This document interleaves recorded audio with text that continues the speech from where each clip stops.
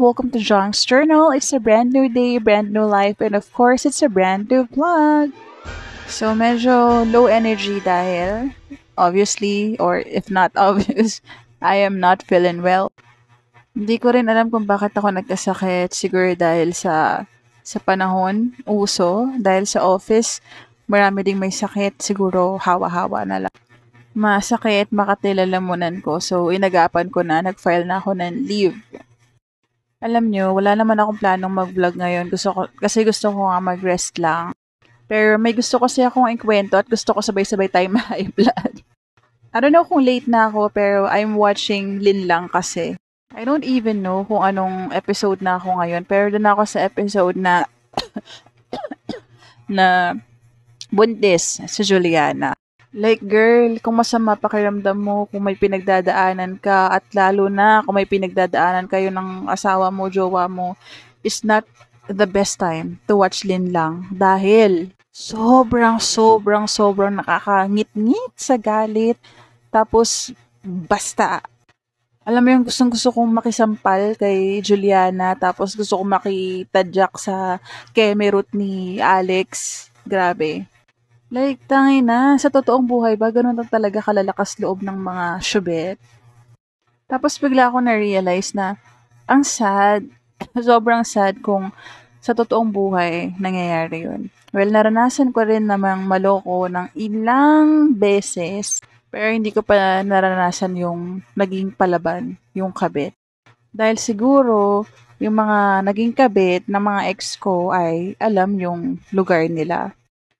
Pero ito talaga yung scene na pinaka-affected ako.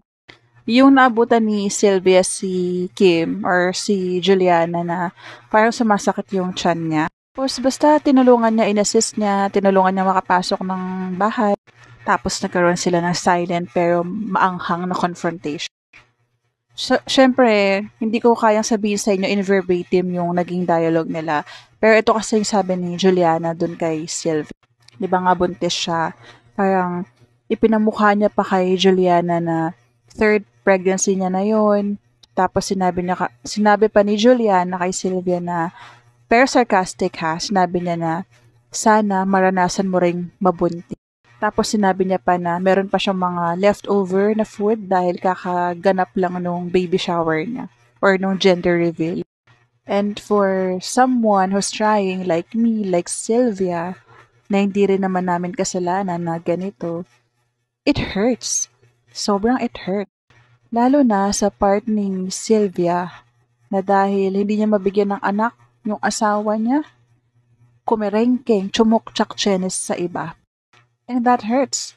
Pero of course, Sylvia handled it professionally and differently. Dahil kung war freak na asawa yon ay baka durog mukha no ni Juliana, 'di ba? Ayun lang. Gusto ko lang ibahagi sa inyo yung kaimbiernahan ko. For sure, marami sa inyo napanood na yung Lin Lang at marami sa inyo nakaka-relate sa akin. Di pa sana ako tapos manood, pero parang yung TV or yung remote na namin yung nag-give up, ayaw gumana ng remote. Good job, Kim Chu's acting skills. Damang-dama.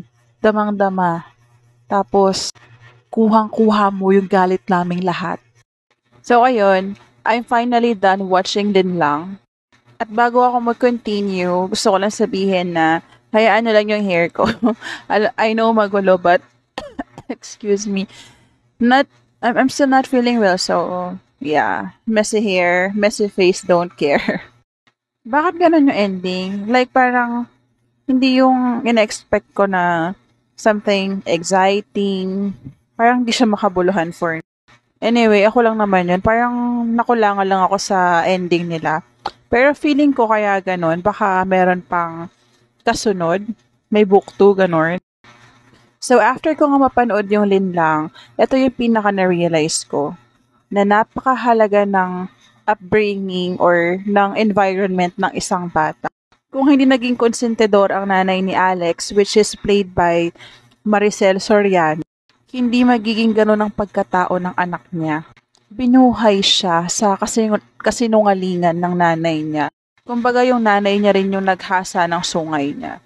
So ngayong adult na siya, mahirap nang tanggalin or gamutin yung ganong attitude. But on the other hand, na-realize ko din na kahit na gaano kapangit yung environment mo or yung upbringing sa'yo, ikaw pa rin ang magdedesisyon at mag-aayos ng buhay mo. Good example naman dyan is yung lola ni Juliana. Oo, mahal na yung apo niya, pero never niyang pinanigan, never niyang, what do you call this? Ang tawag dun? Never niyang pinagtakpan. Ano ang tawag sa term na yun? Basta ayun, never niya pinagtakpan. Ano nga yung term na yun? Nasa dulo ng dila ko, hindi ko masabi. Alam niya ang haliparot yung apo niya, never niyang kinampihan. Doon siya sa So, ang ibig kong sabihin doon, si Juliana napalaking maayos ng lola niya, pero lumaking, haliparot, kabit. I know sasabihin ng mga tao dyan, nagmahal lang, ganyan. Pero, cheating is a choice. Maging kabit is a choice, promise. Grabe, no, sa sobrang tama sa akin nung teleserye na yun, talaga na-content ko pa siya. Promise, sabi ko sa inyo, kung may sakit kayo, kung may pinagdadaanan kayo, kung, ayun nga, kung nasa rocky road kayo ngayon ng asawa mo or ng jowa mo, do not watch Lin Lang. Mati-trigger at mapoprovoke ka, promise. Uy, grabe. Alam niyo na, for sure, no? Katniel no more. I'm sad.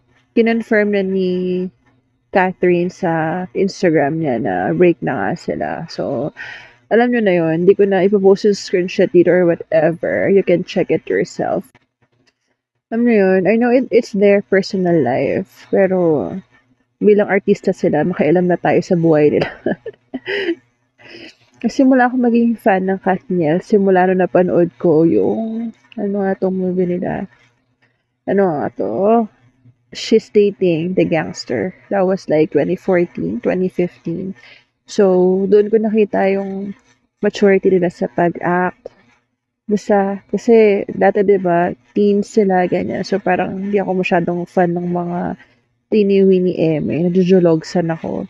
Pero after nga nung napanood ko yung She's Dating the Gangster, doon ko nakita na matured na sila. And ang cute nila together. And so, ayun. After nun, lahat ng movies nila napanood ko yan sa sinehan. After nung yung She's Dating the Gangster. And, ayun, mga teleserye, kahit hindi ako masyadong updated sa mga teleserye nila, napanood ko rin. Ay, When it comes to career, I feel bad for Danielle more. Kasi si Catherine, kaya niya sarili niya eh. Kaya niyang wala siyang partner or kaya niyang wala siyang on-screen partner or walang leading man at all or may partner siya sa iba or kahit kanino. Napatunayan niya na yan, 'di ba? Hello, love, goodbye, hello. So wala lang, as a fan, samahan na lang natin silang mag-move on, mag-move forward sa life. So ayun, I'm planning to watch The House of Us ulit. Pero dito na lang sa Netflix, parang gusto ko lang mag-emote mag-emote with all of you guys habang nagpapahinga. So, I think I'm gonna end the vlog here. I really want to rest kasi parang medyo mainit-init na naman ako. Gusto ko lang ipahinga tong katawan ko. Before I end the vlog, I want to remind you that you are enough and beautiful the way you are. Thank you for watching John's Journal. I'll see you again next time. Bye! You stay safe, guys. Mwah.